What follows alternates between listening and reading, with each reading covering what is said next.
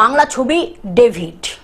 ভোটের বাজারে বাংলা ছবি ডেভিড মুক্তি পেল। কলকাতা সহ পার্শ্ববর্তী অঞ্চলে ছবিটি মুক্তি পেল।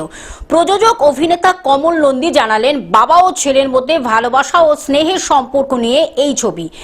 আমার চরিত্রটা খুব চ্যালেঞ্জিং। আমি একজন এখানে পুলিশ ইন্সপেক্টর এবং আমি ক্যারেক্টারটা পেয়ে আমি অনেক ভেবেছি, অনেক সেলফ স্টাডি করেছি, অনেক করে যতটা পেরেছি আমি আমার মতো করে করার চেষ্টা করেছি।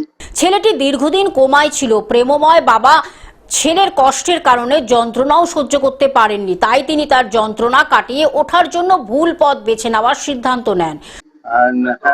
আমি খুব এক্সাইটেড যে আমরা 1.5 বছর ধরে এই ছবিটার পেছনে পোস্ট প্রোডাকশনে অনেকদিন লেগে গিয়েছিল। শুটিংটা যদি আমরা তাড়াতাড়ি করেছিলাম, তবে আশা করি আপনাদের সবাই ভালো লাগবে। ছবিটি অ্যাকশন, সাসপেন্স এবং থ্রিলারের ওপর ভিত্তি করে তৈরি। এটি গভীর মানবিক পারিবারিক সম্পর্কের গল্প। বাংলা ছবি দীর্ঘদিন ধরে আমি অভিনয়ের সঙ্গে যুক্ত, নিজেও ছবি প্রযোজনা করেছি, সিরিয়াল প্রযোজনা করেছি, সেই জন্য ইন্ডাস্ট্রির বাইরে আমার কোনো জগৎ নেই, ইন্ডাস্ট্রিটাই আমার জগৎ।